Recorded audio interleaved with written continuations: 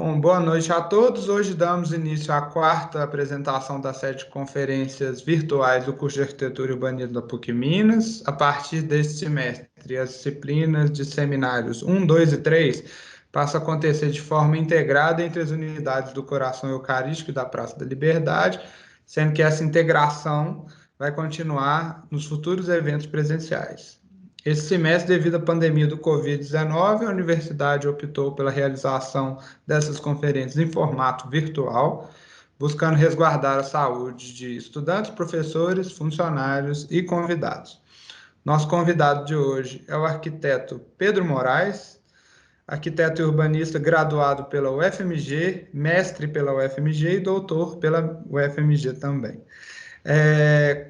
O enfoque dos estudos dele são a arquitetura e urbanismo latino-americano e a habitação popular em grande escala.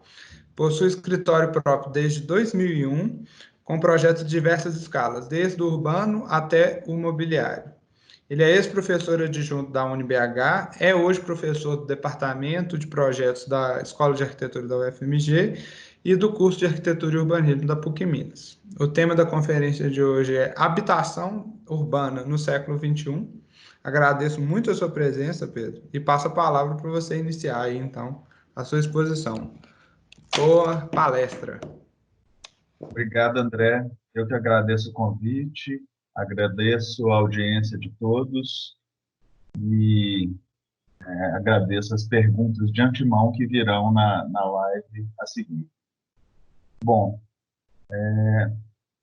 a minha ideia aqui hoje é falar um pouco de habitação e, ao falar de habitação urbana no momento atual, é inevitável pensar qual será o momento que virá uma vez que a gente superar essa pandemia e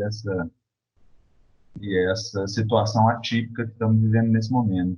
Então, a minha ideia foi tentar formular, por meio dessa fala, algumas perguntas, algumas questões a serem refletidas e como que, de alguma forma, isso pode se rebater na nossa prática de arquitetura e na nossa prática de professores, de pesquisadores na área de habitação e habitação coletiva, particularmente. Então, vou compartilhar aqui na tela.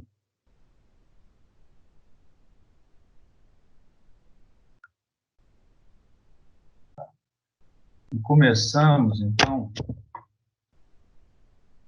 Bom, nós estamos presenciando um momento histórico, né? Nós vivemos hoje o fechamento de um ciclo iniciado 90 ou 100 anos atrás com outra pandemia mundial, a gripe espanhola.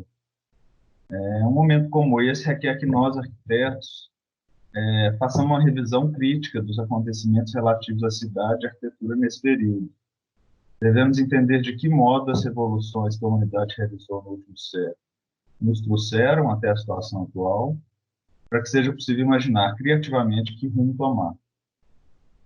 O estado de relativa suspensão que a Covid-19 nos impõe hoje parece oportuno para essa revisão, bem como para buscar condensar alguns conceitos que possam nortear nossas ações a partir de agora. É claro que ainda nos falta distanciamento histórico para avaliar os significados, consequências concretas e o legado desse momento. Por outro lado, uma vez deixado para trás, não mais será possível presentificar o sentimento atual de estarmos aqui vivendo essa situação. Então, eu acredito que a gente deve, portanto, fazer desse momento um aprendizado para a nova realidade que se aproxima e seja ela qual for. Como já dito, os anos 20 do século passado tiveram início logo após a Primeira Grande Guerra, após a Revolução Russa e a pandemia da gripe espanhola, encerrando-se com a quebra da Bolsa de Nova York, o que arremessou o mundo numa depressão econômica profunda, tendo, inclusive, grande influência na América Latina, né, na substituição de importações e consequente estímulo ao desenvolvimento da industrialização aqui nas nossas bandas. Tais acontecimentos parecem ter sensibilizado os pioneiros da arquitetura moderna, levando-os, a partir de uma tomada coletiva de consciência, a se debruçar sobre o tema da habitação dos cidadãos comuns, entendidos naquele momento como trabalhadores de uma sociedade industrial que se encontrava num rápido processo de urbanização e crescimento populacional. A condição de congestão urbana em que vivia a massa trabalhadora europeia urbana no princípio do século XX e também na América do Norte era deplorável. A América Latina não era exceção nesse sentido e, em grandes medidas, era responsável pela má saúde dos que ali habitavam, né? Então, pensar o conjunto dessas habitações urbanas se dava de um modo indissociável de uma reflexão acerca do planejamento da cidade, seus setores e sua escala, né? A definição das funções essenciais da cidade, conforme pensadas em 1933 e condensadas na Carta de Atenas, habitação, trabalho e lazer, segregadas entre si e articuladas pela circulação de automóveis, continham ao menos dois equívocos fundamentais na sua formulação, que hoje a gente já consegue compreender. O primeiro era a ideia da separação de funções no território e não a sua sobreposição, como ao menos desde 1961, com Jane Jacobs e a sua morte e vida das grandes cidades americanas, já se percebeu. A segunda, ainda hoje pouco mencionada, era o entendimento de que o elemento articulador essencial da cidade seria o automóvel, e não o próprio conjunto das habitações. Seja uma cidade pré-moderna, industrial, portuária ou uma cidade de mercado, é a permanência das pessoas nessa cidade, o habitar, que faz dela uma cidade e não um evento transitório. Um porto em si não é uma cidade, um imenso mercado tampouco. Um gigantesco complexo industrial, onde ninguém habita, por maior que seja, não é ainda uma cidade. A habitação é, ao fim e ao cabo, a razão de ser das cidades e, ao longo da história, foi sempre seu elemento de amálgama. Sendo assim, e sendo esse o meu tema principal de pesquisa, eu entendo que a qualidade média da arquitetura habitacional de uma dada cidade é, em grande medida, determinante para a qualidade de vida dos habitantes daquela cidade e, a meu ver, vem daí a grande importância de nós, arquitetos, urbanistas, sabermos lidar com essa temática, sabermos lidar com a escala da habitação, com as diversas escalas da habitação, e responder a esses desafios contemporâneos que se colocam aí.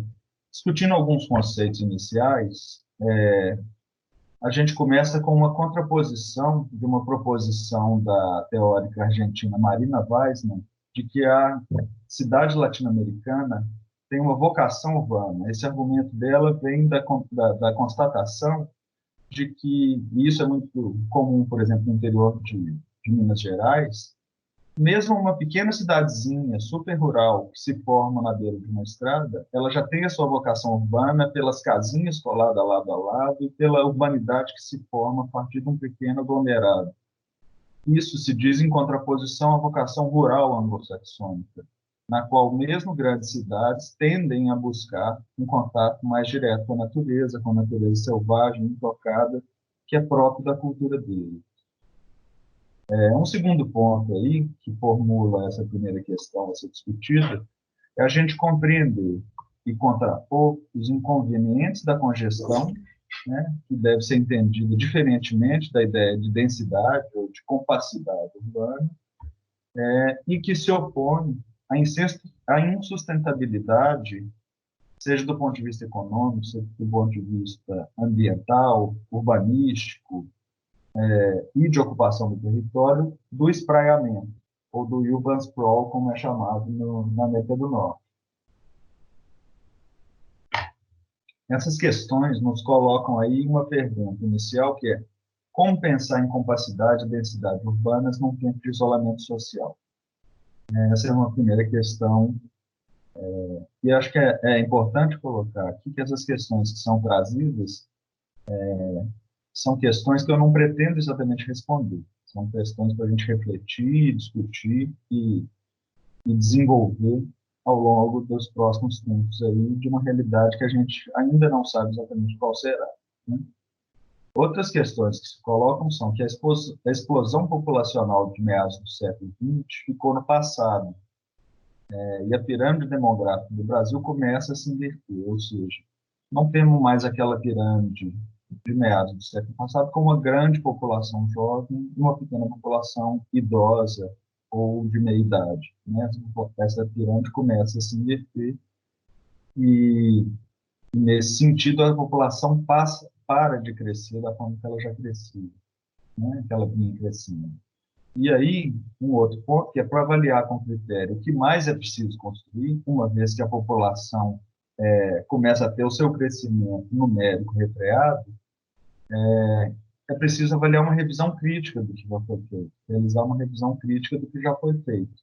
Né? Afinal de contas, o boom construtivo que configurou as nossas cidades, as cidades brasileiras, a cidade latino-americana, em um período muito curto, né, foi o maior boom de crescimento urbano do século XX, já se refreou, né? Então a gente chega num momento em que o crescimento não será tão intensivo mais, né? E aí surge a questão que é como valorar e explorar as qualidades daquilo que já existe, seja elas construções, cidades ou a natureza.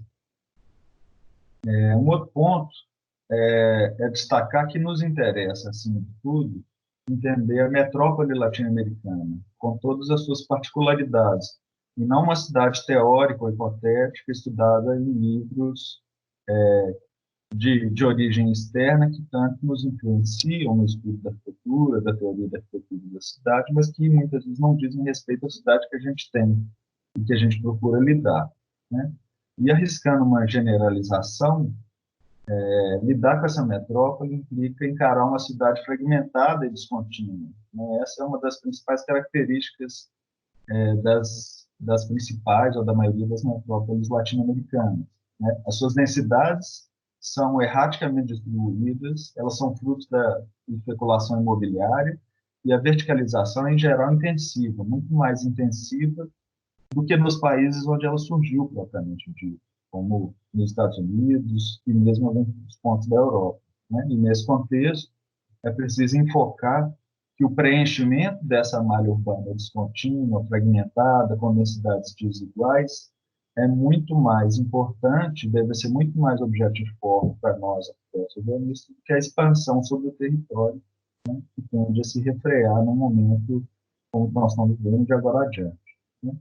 Nesse sentido, então, é importante estudar as cidades europeias, norte-americanas e asiáticas, mas, a meu ver, isso importa, sobretudo, por iluminar, por contraste, a compreensão da nossa própria realidade urbana.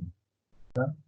E aí surgem outras perguntas, que é como qualificar e humanizar essa cidade latino-americana? Como urbanizar os seus edifícios? Ou seja, como diluir os limites entre cidade e edifício, entre cidade e arquitetura, né, de forma que eles se integrem num todo coeso, coerente, contínuo e fluido, né? Como tratar os seus vazios e como preservar as áreas verdes remanescentes e, fruto da especulação imobiliária e muitas vezes das legislações descontroladas de regulação do uso do solo urbano, se tornam cada vez mais escassas, né? E aí, ao abordar e discutir essas questões, o fio condutor que eu optei trazer para discutir com a gente hoje são as diversas escalas que envolvem a habitação urbana, ou, de um modo mais amplo, o ato de habitar uma metrópole nos dias atuais. A escala do lar, numa escala um pouco mais ampliada, a escala do edifício, a escala do bairro e a escala da cidade. Então, a minha ideia é que, a partir dessas 4 escalas, a gente possa discutir em cima de exemplos e contra-exemplos algumas situações que dizem respeito a essa temática ampla e a essas perguntas que eu trago para a nossa discussão aqui, né? Bom, iniciando com a escala do lar, né, vem a ideia de que, dentro da escala do lar, todos podem, ou poderiam, ou deveriam poder viver bem, né? Eu gosto muito de uma fala de Rina Maricato, que diz que toda forma de habitação é ou deveria ser de interesse social, porque é ou deveria ser do interesse de toda a coletividade, de todos os cidadãos, de que todos que fazem parte dessa comunidade, de um país ou de uma cidade, tenham habitação digna, tenham uma vida digna e possam morar com dignidade. Então, toda habitação, no fim das contas, seria de interesse social. Ou se a gente for parafrasear o Paulo Mendes da Rocha também, ele diz que Em tese, é uma bobagem falar em habitação de interesse social, ou de habitação popular, porque não existe água de primeira ou de segunda categoria, não existe luz de primeira ou segunda categoria, e não deveriam existir espaços de primeira ou segunda categoria para tal ou qual categoria de habitantes ou de cidadãos, né? Tudo é habitação e todos merecem a mesma qualidade. E aí, nesse sentido, eu trago alguns projetos que, principalmente, tendo em vista as condições que a gente observa hoje, todo mundo confinado em casa, né, e tendo que, às vezes, lidar com condições da própria moradia, da própria habitação, que não percebia antes, são mais valorizadas, como, por exemplo, a presença de espaços verdes próximos, a presença de um espaço a céu aberto dentro da própria residência, né? E, voltando a mencionar o Paulo Mendes da Rocha, eu acho muito interessante uma coisa que ele fala, inclusive criticando a ele mesmo pela construção da própria casa em São Paulo, que é a inviabilidade da habitação unifamiliar. O Kevin Bom coloca, por exemplo, num livro que ele trata de sustentabilidade, da arquitetura já edificada, da arquitetura do século XX, que, assim, por mais que uma edificação seja sustentável sob muito ponto de vista, se ela só puder ser alcançada por um automóvel, ela se torna insustentável automaticamente, né? Então, a inviabilidade da habitação unifamiliar num mundo populoso como o nosso, ela é clara em muitos sentidos por causa disso, né?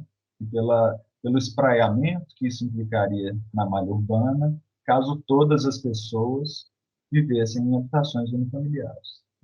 Então, nesse sentido, acho que Torres del Parque é um ótimo exemplo. Esse é um projeto do Rogério Salmona, em Bogotá, na Colômbia, e que, primeiro, tem uma abordagem contextual muito interessante, ao ser implantado na borda do Parque Independência, que foi requalificado pela sua implantação, e, ao mesmo tempo, estabelece um diálogo com a hoje desativada Praça de Touros, né, que é essa espécie desse coliseu que existe aqui.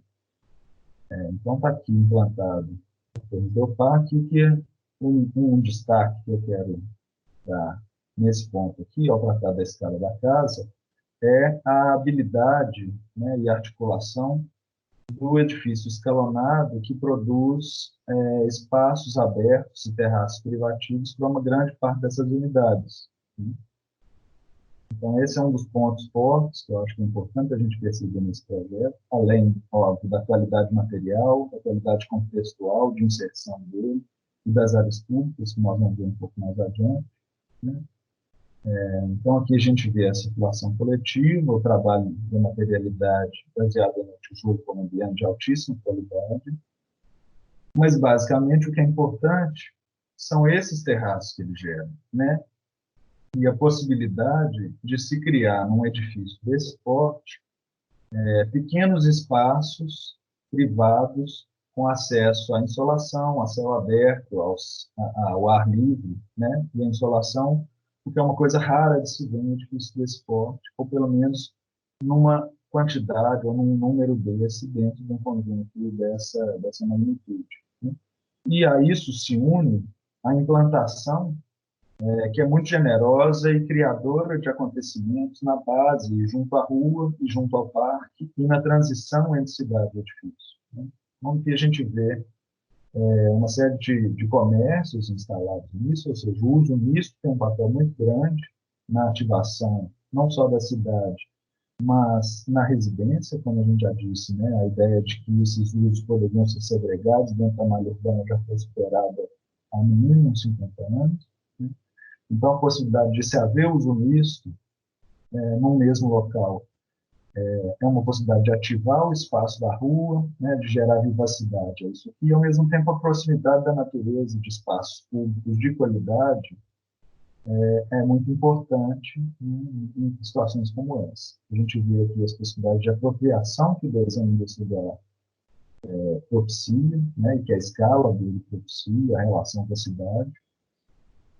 E o que a gente vê, então, a possibilidade, por exemplo, de se ter aqui uma escolinha na base do edifício onde se habita, ou mesmo de se ter escritórios, né, onde é possível né, dentro do regime, por exemplo, de home office, que se tornou vigente nessa meio dessa pandemia, a possibilidade de se ter um escritório que funcione no mesmo lugar, no mesmo edifício onde se habita, é uma coisa que a gente deve manter em mente ao projetar ou requalificar habitações urbanas nesse nosso novo século, né?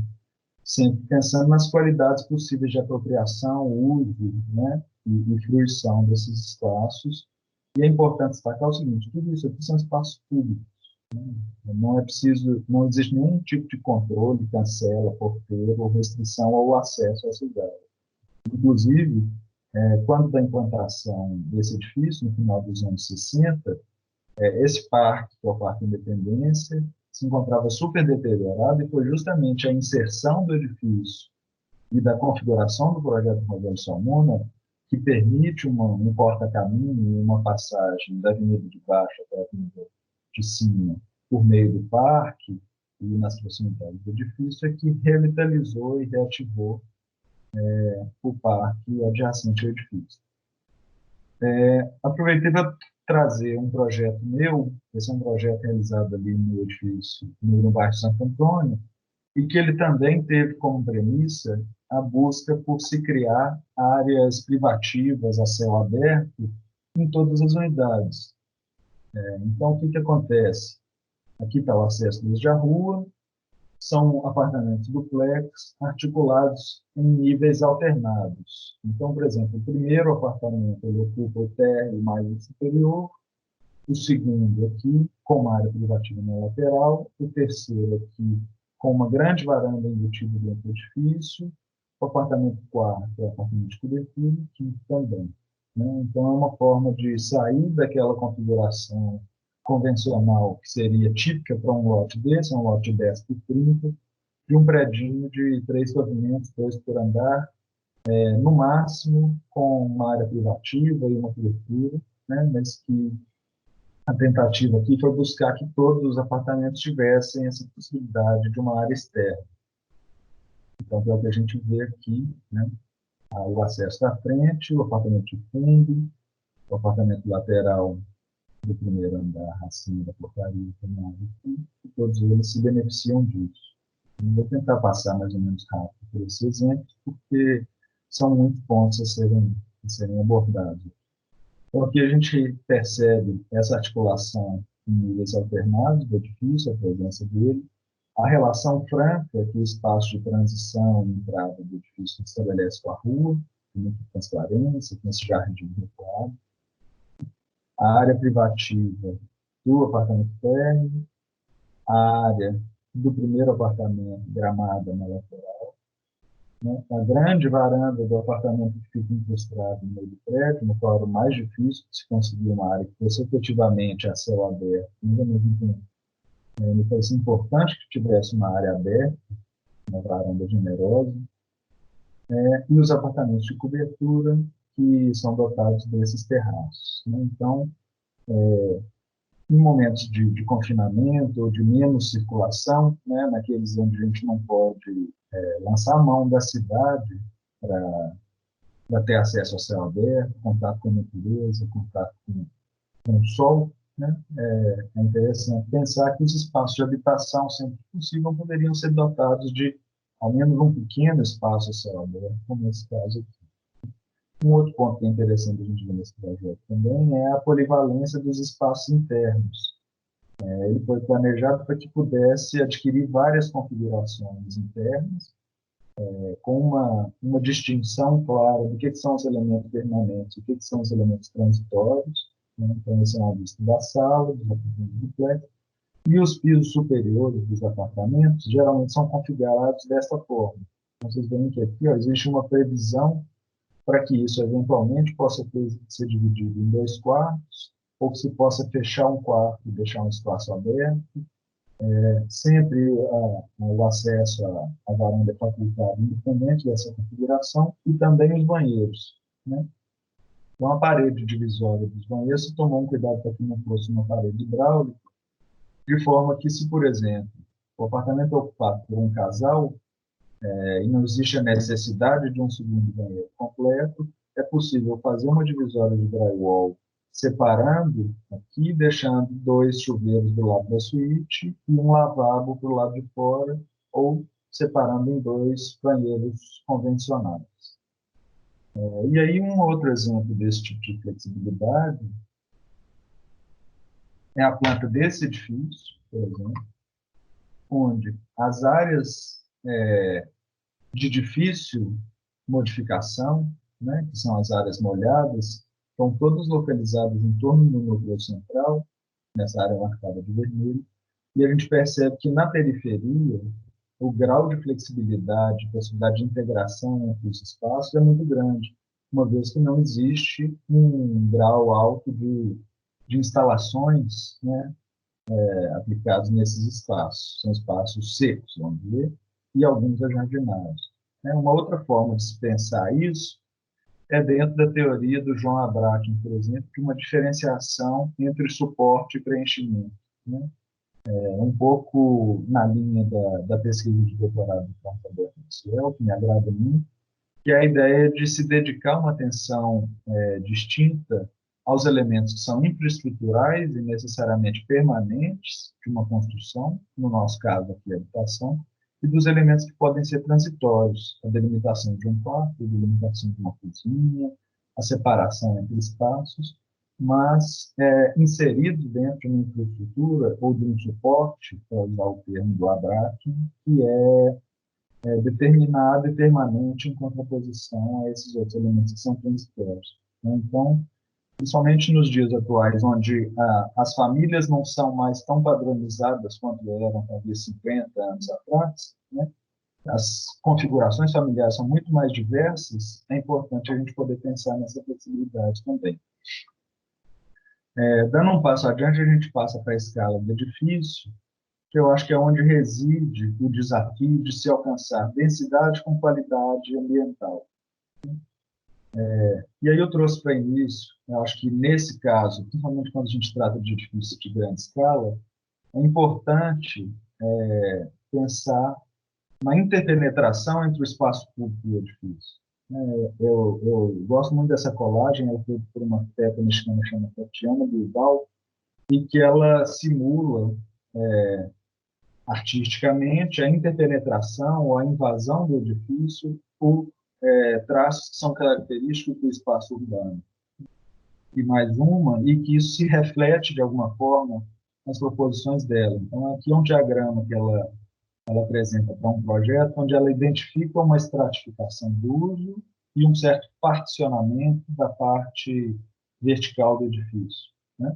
E isso se reflete numa sobreposição e no entendimento, inclusive, espacial, formal e material, de que esses usos que se desenvolvem no edifício, ou em cada trecho desse edifício, requerem soluções projetuais diferentes, né? A relação com a rua requer uma dada solução projetual, um outro espaço que está aqui próximo da rua, mas que requer um fechamento, tem uma outra solução, né? E em cada trecho do edifício se recebe um tratamento diferente, uma solução projetual diferente, e que, ao mesmo tempo, né, latino-americanos que somos, a imagem do edifício também corresponde muito e reflete muito essa nossa cultura mais diversa, menos austera, vamos dizer, né?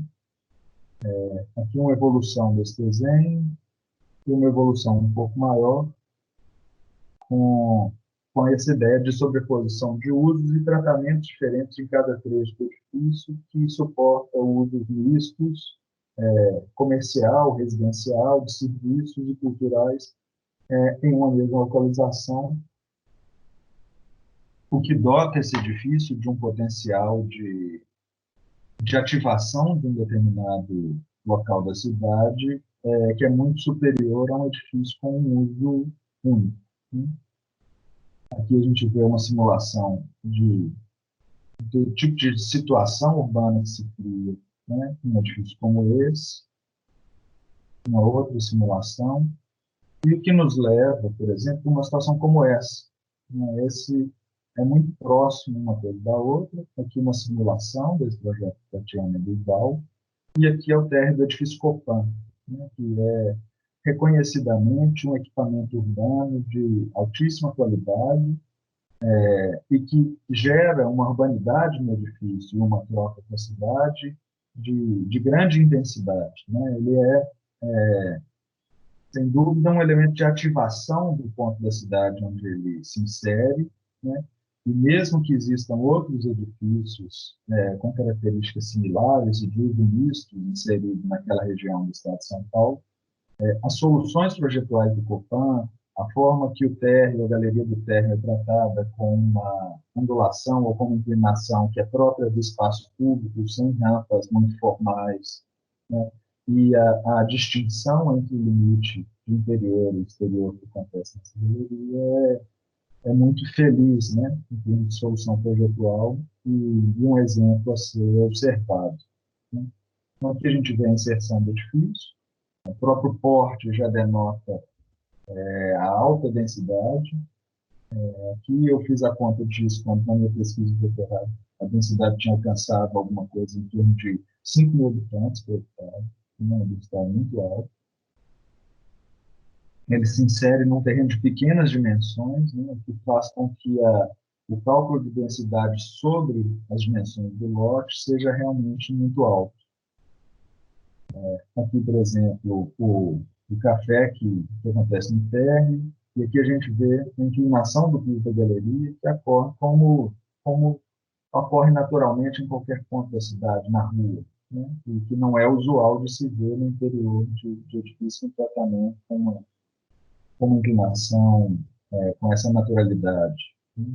Ao mesmo tempo, a diversidade de usos culturais, residenciais e de serviços que se sobrepõe nesse lugar, ativando ainda mais o lugar onde ele se insere. Aqui uma foto de um apartamento de pequeno porte, mas que ao mesmo tempo demonstra como que a neutralidade do espaço, né, e a indeterminação desse espaço naturalmente permite uma quantidade de usos muito maior do que espaços excessivamente especializados que a gente observa em outras situações. Então, embora salvo engano, não seja permitido a instalação, por exemplo, de um escritório num espaço como esse, em termos de espacialidade, em termos de solução protocolar, nada impediria, né, que a diluição de usos e a mistura de usos acontecesse, inclusive, de uma forma mais intensa ainda, de modo que pudesse ter escritórios ou residências funcionando nessas unidades. E, ao mesmo tempo, uma situação de iluminação e conforto, dada pela orientação solar e pela proteção do luz solar, que é muito agradável. Né? Isso sem falar na presença urbana que o edifício tem, na inserção dele na cidade. Aqui um outro exemplo, a meu ver, muito bem resolvido também, que é o Centro Urbano Presidente Alemão, um projeto do Mário Pano, na cidade do México, que se insere ocupando uma quadra urbana inteira. Ele adquire uma configuração que se aproxima muito de um redam portuguesiano, né? E o que é interessante desse edifício é o seguinte: afora a circulação horizontal que acontece uma vez a cada 3 pisos, através de soluções de apartamentos duplex em meios níveis, o que é interessante perceber é a circulação dentro desse edifício. Sei lá, se for para parafrasear, por exemplo, aquela discussão que o Bruno Santos Cecília levanta de uma forma muito apropriada a partir do Christian Norderschuld, A Cidade Não É Uma Árvore, não é Norderschuld, é Christopher Alexander, me desculpe, de que a cidade não é uma árvore, ou seja, de que ela não é uma retícula matemática rígida, onde só há um caminho para chegar no lugar. Eu acho que esse edifício aqui talvez seja o melhor exemplo disso. O que acontece aqui, essa inserção dele na cidade, é um projeto mais ou menos contemporâneo, o Copan, inserido numa quadra bastante arborizada, e o que acontece aqui é o seguinte: nessas circulações, nesses pisos onde acontece a circulação, a cada esquina dessa do edifício é possível atravessar para um lado para o outro. Essa circulação acontece dos dois lados do corpo do edifício. Ou seja, existem inúmeras formas de circular no edifício, Não existe nenhum fim de linha, não existe um lugar onde você está num corredor, o corredor acaba e você tem que voltar. Então, existem inúmeras formas de se acessar o edifício, se sobe por qualquer uma dessas escadas, se desce por outra, se atravessa por um lado, se atravessa pelo outro, de forma que esse edifício se configura propriamente como uma retícula complexa, né, o que potencializa muito o número de encontros, acontecimentos e possibilidades, né, formas de se circular dentro desse edifício. Aqui a gente vê uma vista do conjunto, vindo dos blocos da esquina. Ele tem uma combinação e uma variação tipológica que enriquece muito as possibilidades de famílias e de articulações familiares a ocupar o conjunto.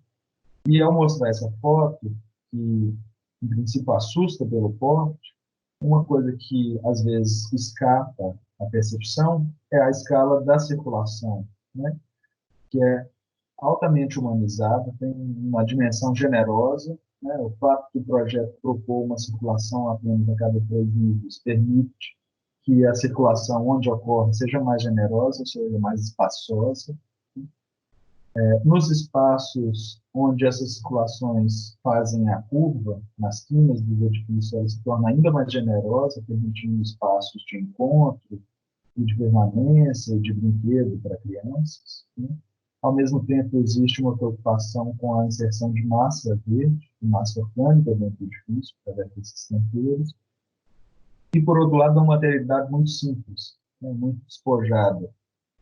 Estrutura sem muito acabamento, tijolos aparentes.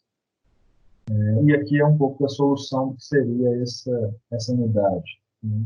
Essa unidade, por exemplo, é uma que se entra por aqui, tem um pequeno espaço, que inclusive poderia funcionar como um espaço comercial, né? Que é uma coisa também que um item útil a se pensar quando se fala em habitação coletiva. Cada vez mais as pessoas desenvolvem atividades remuneradas e comerciais dentro das próprias residências, além da própria ideia do home office. Mas são pequenos serviços, é uma pessoa que faz uma costura, é uma pessoa que fornece algum item de alimentação, ou que presta um serviço, e que é interessante que isso possa acontecer num espaço próximo do acesso da casa, sem que isso interfira necessariamente em grande medida, na intimidade da residência. Na medida que se sobe, você tem um espaço com um alto grau de flexibilidade, a possibilidade que os apartamentos duplex, solucionados dessa forma, dão a ventilação cruzada, porque às vezes é difícil em blocos longos, dependendo da forma de circulação, da solução de circulação coletiva, né? E, ao mesmo tempo, o térreo desse edifício é ativado pela presença de comércios e uso de apoio às residências, mas não apenas às residências das pessoas que moram aí, mas ao bairro como um todo. Então, é frequentado por todos aqueles que moram ao redor, não apenas os que moram no edifício, gerando, mais uma vez, a ideia de se urbanizar o edifício. Um outro exemplo, a meu ver, digno de nota, é o Barbican Center, em Londres, né? Um conjunto brutalista de grande porte. E aí o que é interessante nele é também observar a urbanidade que um conjunto desse porte adquire, o cuidado nas soluções de desenho, nas soluções projetuais que perpassam o conjunto inteiro, a inserção de grande quantidade de área verde, né? Então a possibilidade de que isso seja um parque visitado não só pelos moradores, mas pelos habitantes da cidade como um todo, e ao mesmo tempo a diversidade de usos residenciais, comerciais, culturais e de serviços inseridos no mesmo complexo, e a variação tipológica, a diversidade tipológica de unidades.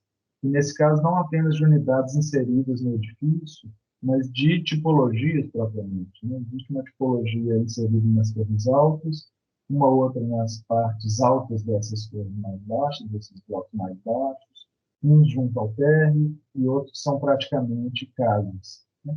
E a gente percebe aqui como que, efetivamente, a distinção entre edifício e cidade se dilui em uma grande medida. Ele é atravessado por uma via de veículos, existe uma estação de metrô que para lá dentro. Então, acho que essa indistinção entre o complexo e a cidade, e os meios de transporte, ativa isso de uma certa medida, e, ao mesmo tempo, esses edifícios podem, ao meu ver, ser usados exatamente como ativadores de situações desejáveis dentro do espaço urbano e poderiam ser mais empregados para essa finalidade, como nós vamos ver mais adiante. A gente vê o apuro no desenho, a diferença entre as tipologias localizadas na torre no bloco baixo, ou nesse outro bloco circular, ou essas que se encontram aqui mais baixas, junto à extremidade, ou mesmo essas que funcionam praticamente como casinhas de um bairro qualquer de Londres, né? Com um porte e uma escala diferentes. Então, também, né, essa ideia de que se tem uma variação tipológica, não apenas nos apartamentos, mas na relação que esses apartamentos, que essas unidades estabelecem com o conjunto, com a cidade, com as áreas verdes, com a vista e com o sol, acho que é importante porque muitas das pessoas desejam morar da mesma forma. Esse aqui também é um outro que me parece digno de nota, pelo respiro que ele cria, isso aqui é a cidade de Marselha, e no fim das contas é interessante a gente perceber, estou falando desses três blocos aqui, os blocos são habilidades do Labordets, em homenagem ao arquiteto que projetou eles, cujo sobrenome era Labordette, e que, no fim das contas, fazem uma diferença muito maior na cidade do que, por exemplo, a unidade de habitação de Corbusier, que está localizada numa área periférica e que não faz a menor diferença para a dinâmica urbana da cidade, muito menos em comparação com um edifício como esse. Então, a gente vê aqui uma cidade medieval super densa, né, dentro daquela lógica de que o protagonista acabam sendo os espaços vazios e não as construções, né, do período pré-moderno. E, nesse sentido, a inserção desses edifícios é muito acertada, muito generosa, no sentido de ativar o uso da cidade por meio da inserção de usos comerciais e, ao mesmo tempo, gerar vazios e gerar respiros que são muito importantes nessa área central da cidade, junto ao Porto Velho, junto a alguns limites principais, junto a áreas comerciais novas, hotéis e áreas turísticas.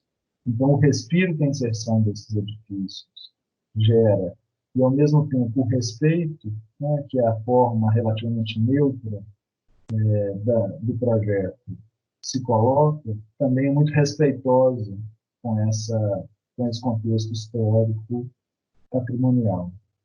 Essa solução deles, um desenho de relativa neutralidade, para que também não implique num conflito, né? A inserção dele não implique num conflito com o contexto histórico no qual ele se insere. Um passo adiante, a gente chega na escala do bairro, no qual um dos pontos principais é a mobilidade dada pela localização e o acesso às facilidades da cidade que ele pode prover a partir da localização que ele insere na cidade. Isso aqui é uma instalação artística de uma ativista da habitação, uma artista ativista da habitação chamada Martha Rosler, e que ela colocava esses outdoors num determinado lugar, num conjunto habitacional que estava desativado numa zona privilegiada, central da cidade, e que dizia, se você vivesse aqui, você já estaria em casa agora. Então, isso é, de alguma forma, um recado ou uma provocação tanto para os gestores urbanos, né, e as pessoas que têm uma posição de poder para poder intervir na habitação urbana, quanto para os próprios cidadãos que moram longe, que gastam tempo precioso da vida se deslocando em direção ao trabalho e de volta para casa, para reconhecerem o valor de se morar em áreas mais centrais e mais perto do trabalho, que se as nossas cidades fossem mais compactas, seria mais fácil, seria uma quantidade de gente morando mais perto do trabalho, do lazer, de tudo que a cidade oferece, é muito maior do que a gente de fato vê acontecer. Principalmente nas populações de mais baixa renda, que são historicamente expulsas para as periferias da cidade no limite da mancha urbana. E aqui é uma situação, né, em termos de análise da escala do bairro, que parece muito interessante, que é o seguinte: esse é o bairro do Buritis. E se a gente vai fazendo recortes a partir do bairro do Buritis, a gente observa que essa é a tipologia edificada para a qual a caixa viária e o porte do bairro foi projetado. São residências unifamiliares, né? O porte das vias está previsto para acomodar esse tipo de uso, só que a partir de uma canetada um político no final dos anos 80, se permitiu a verticalização que resultou numa ocupação do bairro Buritis, que é essa. Ou pior ainda, essa, né? Em claustros murados, e condomínios fechados que negam a cidade, negam a urbanidade da cidade, negam o próprio bairro e se fecham sobre si mesmos sem nenhum tipo de qualidade urbanística ou ambiental que possa ser considerado minimamente desejável. Ao mesmo tempo, no que a gente compara essa malha urbana, né, e o porte dela, a capacidade de suporte dela, com esse tipo de ocupação, né, de alta densidade que não corresponde com que a malha urbana nessa localização está capaz de prover, ou essa, né, a gente vê o descompasso e, na hora que se compara com essa forma de ocupação, né, isso aqui é o conjunto Estrela-Dalton, é claro a superioridade da qualidade ambiental e da qualidade de vida que um conjunto como esse pode oferecer se comparado com esse ou essa tipologia de inserção. Mas, paradoxalmente, por preconceitos vários, né, por se tratar de um conjunto habitacional, e todos os preconceitos que a classe média tem com essa tipologia, ele é muito mais desvalorizado, inclusive do ponto de vista financeiro, do que formas de moradia como essa ou essa, embora tenha qualidades ambientais muito superiores. Então, acho que é importante que a gente treine o nosso olhar e comece a perceber de que forma a gente pode conseguir revalorizar situações como essa, né? E entender e ler o valor de situações como essa, né? Em contraposição com outras formas de ocupação da cidade.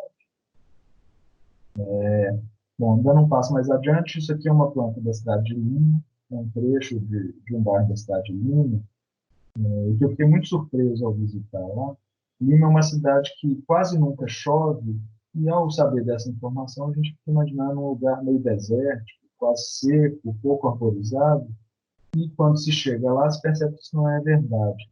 Durante um bom período, vigorou na cidade de Lima uma legislação que obrigava que novos parcelamentos fossem dotados de pequenos parques a uma certa quantidade de quadras, cada 10, 12 quadras, era obrigatório que se deixasse uma quadra inteira como sendo um pequeno parque. E aí o resultado que a gente vê é isso, né? Aqui a gente tem ainda por cima uma espécie de uma parkway, como isso é chamado lá, são avenidas super urbanizadas, boulevardes, e ao mesmo tempo cada pequeno trecho do bairro é dotado de uma praça de dimensões generosas, que faz toda a diferença na microclima e na ambiência desses bairros, principalmente numa cidade de pouca chuva, como é, né? E a gente dá um passo adiante, a gente consegue perceber o porte dessas edificações, são quadras de relativamente pequenas dimensões que cercam aqui. Então, a proporção de área verde que a inserção de pequenos espaços como esse trazem é muito generosa.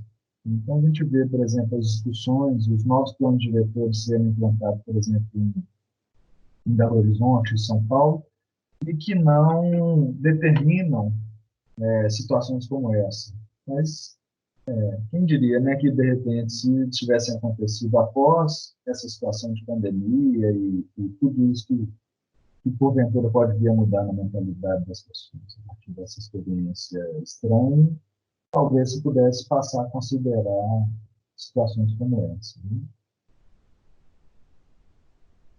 E aí, então, seguindo ainda em Lima, esse é um exemplo de um complexo habitacional que também me parece interessante a gente perceber, esse é o residencial San Felipe, e que, no fim das contas, ele se configura e se apresenta como uma espécie de um parque na malha urbana da cidade de Lima, né? A gente vê a quantidade de verde que ele insere na malha, em contraposição aos outros. Pois ele está mais ou menos na proximidade desses bairros onde a inserção dessas áreas verdes foi obrigatória, num certo momento. E ele oferece uma série de qualidades ambientais e de moradias que é interessante a gente perceber. Primeiro, né, a variação tipológica, e em alguns edifícios a situação que se tem é essa. Né? Mora-se num apartamento como se estivesse dentro de um parque. Né? Essa é a tipologia desse pequeno edifício. Né? Essa vista é uma vista de uma janela como essas. Né? E aqui é um apartamento, é um edifício composto de, acho que, se não me engano, 16 apartamentinhos duplex, super organizados, e que tem uma relação muito próxima com a arborização, com o verde do conjunto. Mas o que caracteriza principalmente esse complexo é também, mais uma vez, a possibilidade de variação tipológica, não só do tipo de edifício, mas do tipo de apartamento que cada um desses edifícios oferece, e, ao mesmo tempo, a possibilidade de se morar em meio a um parque. Né? Uma situação que a gente observa, por exemplo, nas superquadras de Brasília, mas que, no fim, são excessivamente elitizadas, né? O que acaba tornando uma situação urbana muito desejável, pouquíssimo democrática, né? Se a gente for do ponto de vista mais amplo. Então, essa é uma vista mais ampla do residencial São Felipe. Aqui está esses edifícios mais baixos, e existem ainda edifícios, blocos lineares. Geralmente, nesses blocos estão localizados os apartamentos de médio porte, 2 quartos, se não me engano, 2, 3 quartos, não muito grandes. E os apartamentos um pouco maiores estão localizados nesses blocos de planta quadrada, um pouco mais altos, e nesses outros mais baixos. Essa é a situação urbana. Então, o que acontece também é que ele tem um trânsito interno de veículos apenas para estacionamento, não existe vias atravessando, incomodando o interior do conjunto, né, o que dota essa parte interna dessa espécie de superquadra de uma tranquilidade, né? O que não quer dizer que ela não esteja dotada de outros usos também. Então, os pilotis dos edifícios abrigam áreas comerciais, todos eles. Esses edifícios trazem algumas soluções em duplex, com o tratamento das fachadas, uma proteção com controle solar muito bem solucionado.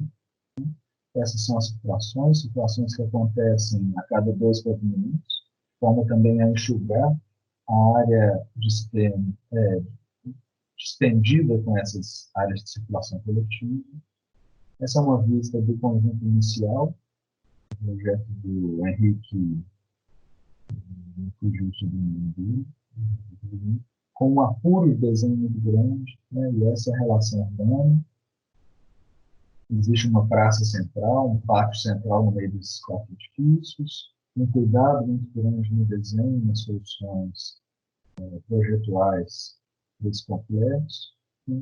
E das casas, nesse caso, são algumas casinhas, são como se fossem casinhas duplex empilhadas, né? Mais uma vez a gente vê a possibilidade e a multiplicidade de tipos de moradias que são oferecidas no complexo, como esse, permitindo que abrigue bem e acomode bem várias configurações familiares distintas.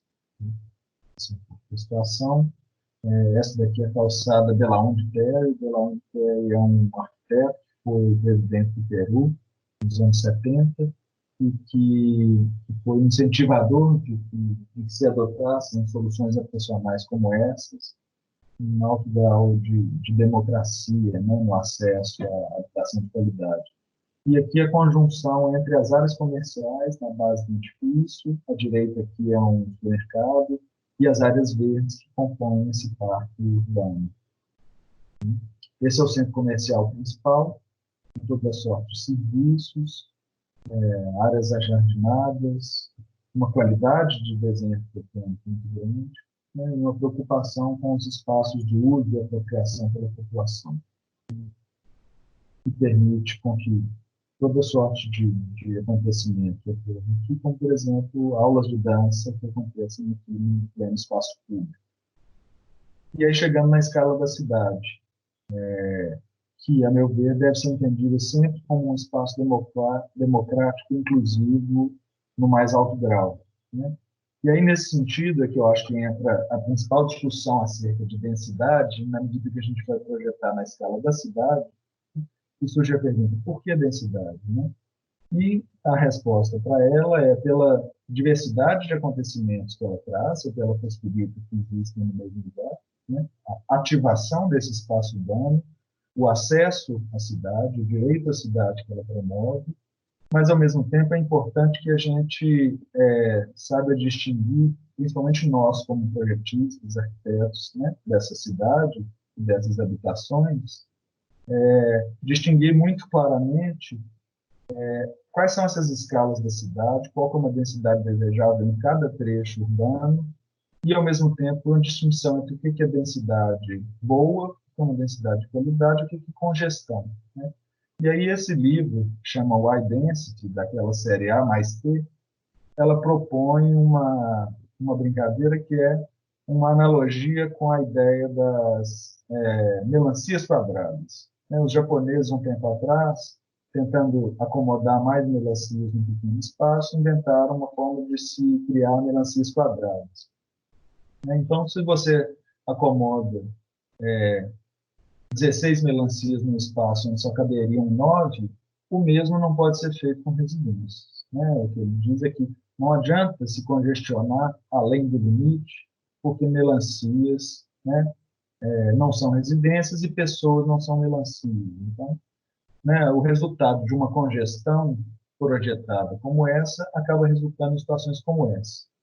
Isso aqui são os chamados tenement houses, que foram muito utilizados na cidade de Nova York, nos Estados Unidos, em finais do século XIX, como uma forma comercial de exploração da narrativa operária, né, e que ofereciam terríveis condições de insolação e iluminação dentro dessas próprias residências, condições que foram reveladas por um fotógrafo chamado Jacob Riis quando foi inventado o flash fotográfico. Nós vamos passar um pouco mais adiante. Ou situações como essa, isso era o bairro de Kowloon, em Hong Kong, que era considerado o lugar mais denso da face da Terra, até ter sido demolido alguns anos atrás. Né? Isso é uma congestão indesejável e é bom que a gente reconheça essas situações para poder evitá-las ao projetar a habitação coletiva urbana. Por outro lado, na outra ponta, está esses que a gente pode chamar de cemitério de casinha, isso é um assentamento Minha Casa Minha Vida, tipicamente localizado nas bordas da cidade, e que a gente percebe que, né, pela experiência já provou, e isso é uma repetição de erros passados com os quais a gente já deveria ter aprendido, de que não é suficiente colocar casas lado a lado para que aquilo se torne uma cidade com todas as qualidades e todos os acontecimentos desejáveis que caracterizam a cidade. Né? Então, é isso que a gente deve evitar e é isso que a gente procura evitar ao tentar trabalhar e ao defender soluções de cidades mais compactas, soluções habitacionais mais densas, né? E que se contrapõem tanto a isso quanto à lógica norte-americana do subúrbio, né? Que se estende a perder de vista na população com o uso exclusivo, o uso segregado de usos comerciais e de serviços, né, que também não constitui uma urbanidade de alta qualidade e que, em última instância, tende a resultar em situações como essa. Nós estamos vista de Los Angeles, é um retrato típico do espraiamento urbano norte-americano, que gera essa malha rarefeita com um custo ambiental altíssimo de deslocamento, um custo governamental altíssimo de implantação de infraestrutura ao longo de um território tão grande. Né? E aí o que a gente percebe, eu acho interessante ver essa imagem aqui, isso é uma vista de Chicago, e que, como a típica cidade norte-americana, ela tem um centro comercial denso, super denso, muitas vezes mais denso do que as nossas cidades aqui, mais verticalizado. Só que um passo adiante já começa uma cidade rarefeita. Eu tive a oportunidade de ir lá. Então, atrás a gente vê aquela mancha escura lá no fundo, é um bairro que se chama Oak Park, é uma espécie de um bairro cidade-jardim, onde se localizam grande parte das casas do Frank Lloyd Wright. E, lamentavelmente, esse esgarçamento da malha que a gente observa aqui entre o centro denso de Chicago e esse bairro, por exemplo, que é um bairro super qualificado, com uma ambiência super agradável, muito arborizado, muito seguro, só que entre esse bairro e o centro de Chicago, existe toda uma zona extensíssima de degradação, de abandono, de edifícios, de pequenos edifícios e de casas com as janelas emparedadas para se evitar invasões. E, não por acaso, os únicos estabelecimentos, né, e o que a gente observa pela tipologia é que essas áreas eram ocupadas por pequenas indústrias originalmente. Né, são pequenos galpões, pequenos comércios, algumas áreas residenciais espalhadas, mas em toda a área degradada que a gente observa ao se locomover do centro de Chicago até o Oak Park, os únicos estabelecimentos que a gente vê efetivamente abertos e funcionando são aqueles ligados a serviços ligados a carro. São lojas de pneus, são lojas, oficinas mecânicas, e tudo que esteja relacionado ao carro. Nada que não tenha relação com o carro acaba se fechando, está tudo abandonado, que é o que foi visto lá. Né? Então, o que se observa é não havia necessidade, num caso como este, que essa cidade alcançasse essa dimensão física sobre o território. Né? Primeiro, ela gera uma devastação na sua implantação da natureza que poderia existir, que é desnecessária, e, ao mesmo tempo, ela esgarça a malha urbana e demanda uma quantidade, um espaço de infraestrutura que não é justificável sob nenhum ponto de vista, né? E que acaba fazendo com que se perca a urbanidade que uma cidade um pouco mais compacta, um pouco mais densa poderia ter. Né? Isso a gente vê uma perspectiva é difícil, mas assim, é bastante longe, isso aqui são mais ou menos uns 20 quilômetros, 30 quilômetros de distância entre o centro de Chicago e a cidade. Né? E aí a gente entra na questão das legislações atuais. E, André, estou vendo que nós estamos chegando no nosso tempo aqui. A gente precisa acelerar o encerrar, ainda tem algumas coisas para falar, mas estamos já avançando na nossa hora aqui. Mas o que é importante da gente observar aqui também é o seguinte, de que forma que os novos planos diretores apontam para uma tentativa de uma cidade mais dinâmica, mais ativa e mais compacta. Né? Isso aqui é uma ilustração do plano diretor de São Paulo, e no plano diretor de Belo Horizonte não é diferente. Né?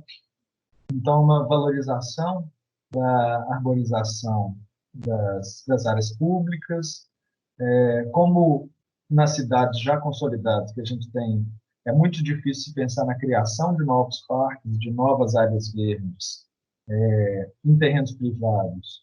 O que se faz através dessas legislações é incentivar a inserção de áreas verdes e áreas públicas no limite entre o espaço público e o espaço privado dos terrenos, né?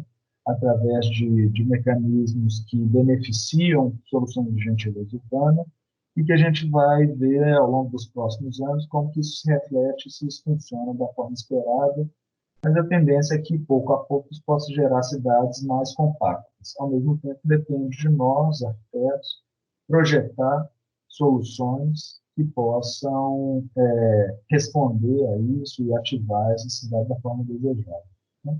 E aí, nesse sentido, eu trouxe aqui um estudo que eu fiz no meu doutorado e desenvolvi numa disciplina de projeto lá com os estudantes da FMG, que é de uma tentativa de densificação da área central de Belo Horizonte, nesse trecho especificamente entre a Praça Raul Soares e a rodoviária, através da inserção de edifícios de grande porte e uso misto que pudessem vir ativar essa área.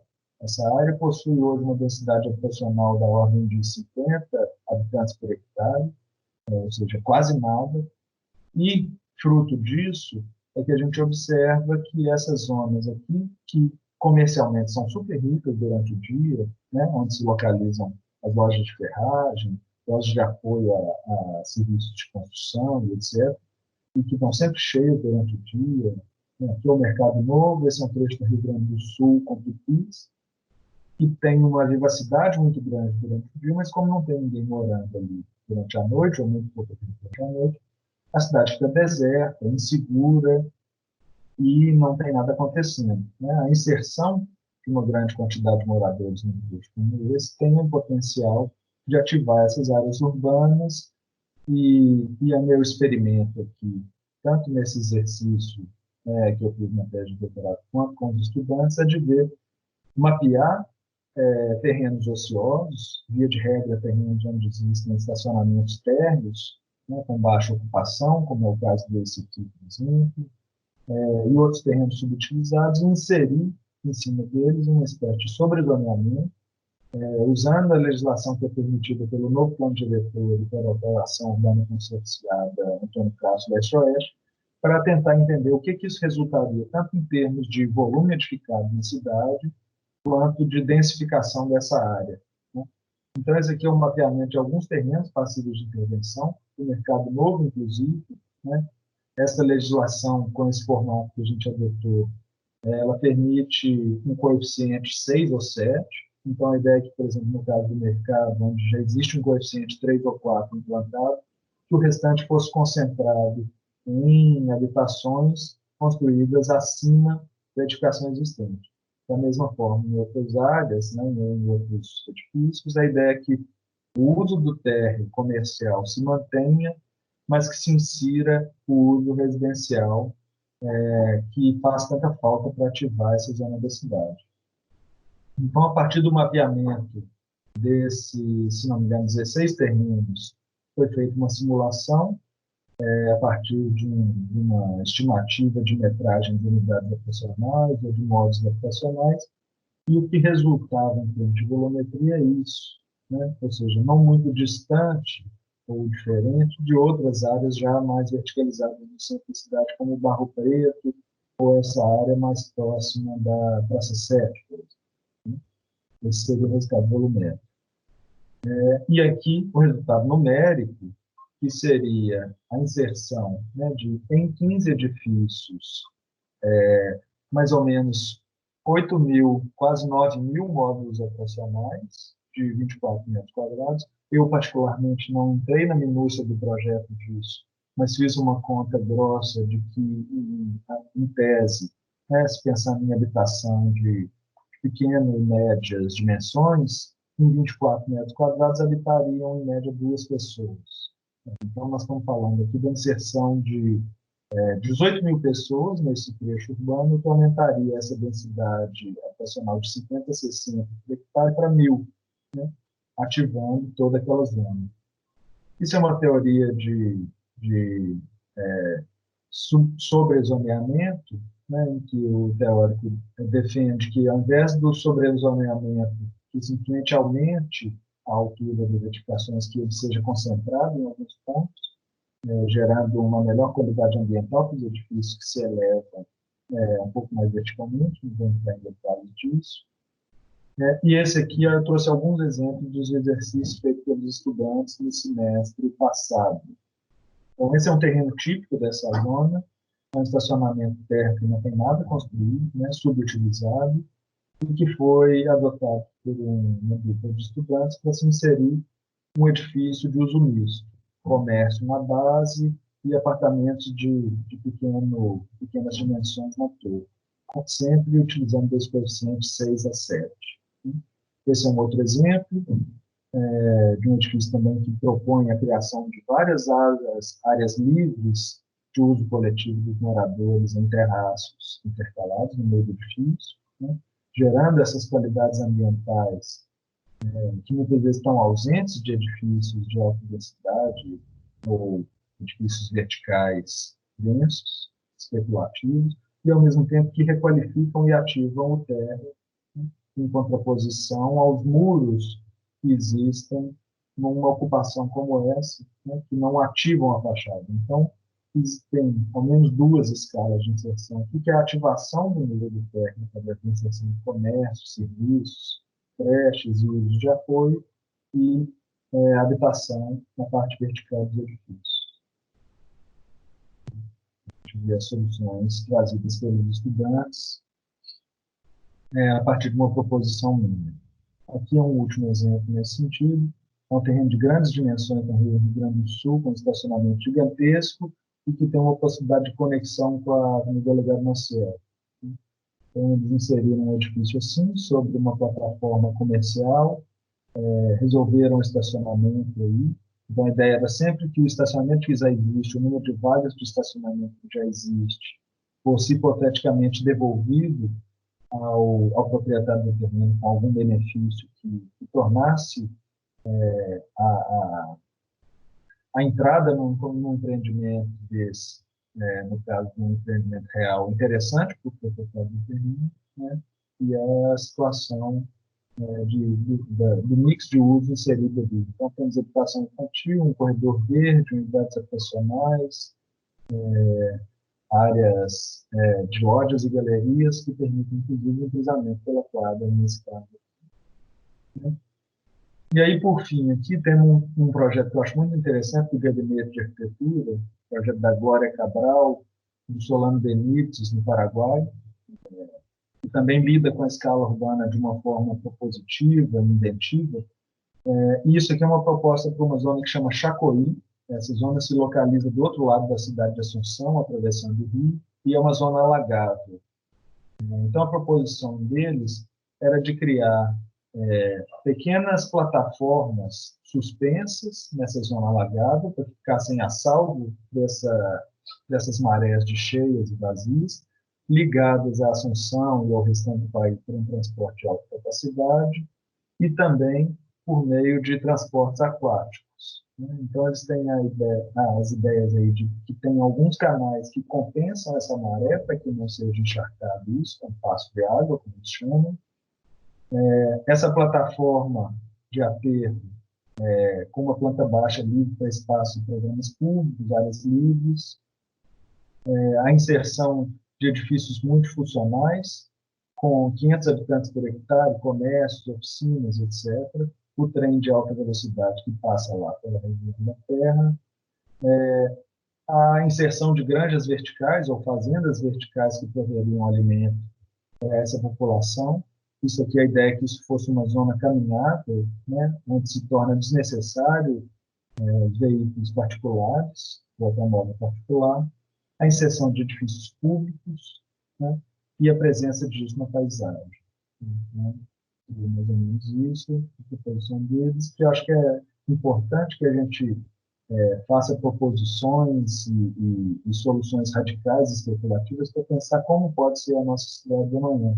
Eu acho interessante que isso seja pensado, discutido da forma mais radical possível para especular o que as nossas cidades podem ser. Então, isso seria mais ou menos a ambiência que eles propõem criar, quase que uma superquadra, né? E isso é presença na paisagem em uma grande escala. E aí a gente retoma aquela pergunta: como pensar em compacidade das cidades urbanas em termos de isolamento social? E algumas questões que surgem aqui para mim, que eu quero muito mais abrir para a discussão do que, na verdade, colocar como respostas prontas, é que bons projetos tornam-se mais importantes num momento como eles, à medida que eles podem ser capazes de conciliar densidade e qualidades ambientais notáveis e evitar a congestão. Espaços generosos, né, de boas dimensões, se valorizam tanto no âmbito privado quanto os de uso coletivo ou público, inclusive espaços de transição e circulação, né, à medida que a gente começa a pensar como que o distanciamento físico pode acontecer em lugares densos, né? Então, esses espaços de transição e circulação também precisam ser generosos, e isso é uma solução, obviamente, de projeto, né?